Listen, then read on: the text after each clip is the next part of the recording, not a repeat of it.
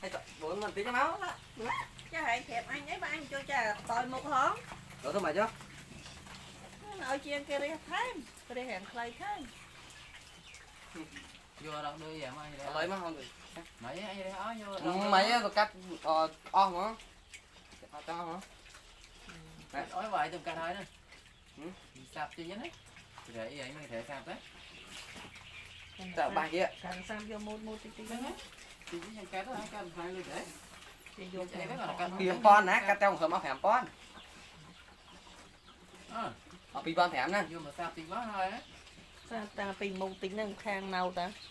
Thôi rồi sao mà đó. Mau bị chơi tao có bòi một bên tay. Về như ấy, tạo bản tính.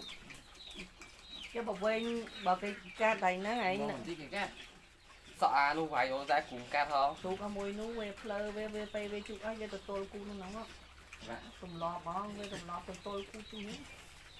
Là mấy chủ trẻ chẳng có. Bây giờ mình coi liền ai tên nó nữa. Mình thấy thầy ổn cho một cắt sợ ổn.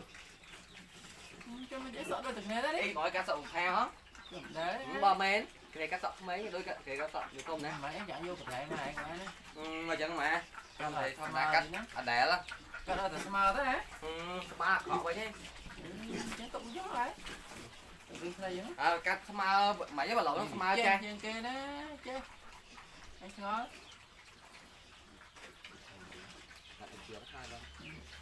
Đây mình lấy tất cả đó chứ. Tâm cắn hai với. Ôi tầm cắt sợ hỏi là kia trong hết thời màu đó thôi ấy. Nãy vô từ chiến rồi kia gian sau rồi kia cho là màu được thế đó.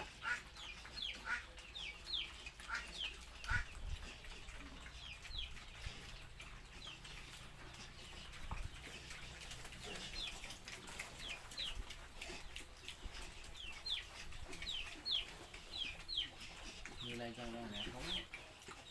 Nấu quá mà nó tệ. Này biết. Nó tệ. Nè nè. Bây giờ kia rồi đây. Còn cái chữ đấy đấy, còn là ghế đấy. Không có đó. Chạy là không có đi từ Mỹ nữa. Để thời cái đó.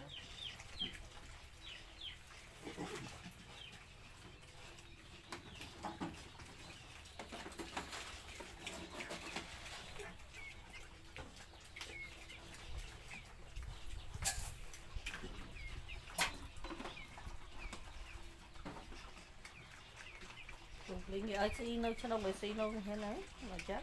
Đi nuôi đó, chạy đâu đó. Kịch cái nhân nó là bây giờ chơi cái mà thấy một cái ở đây. Để cho nó tặng hàng cái.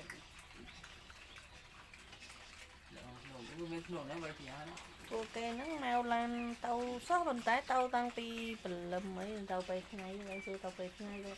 Nó muốn mền thì á. Đừng đi chuyện nữa, đừng chơi.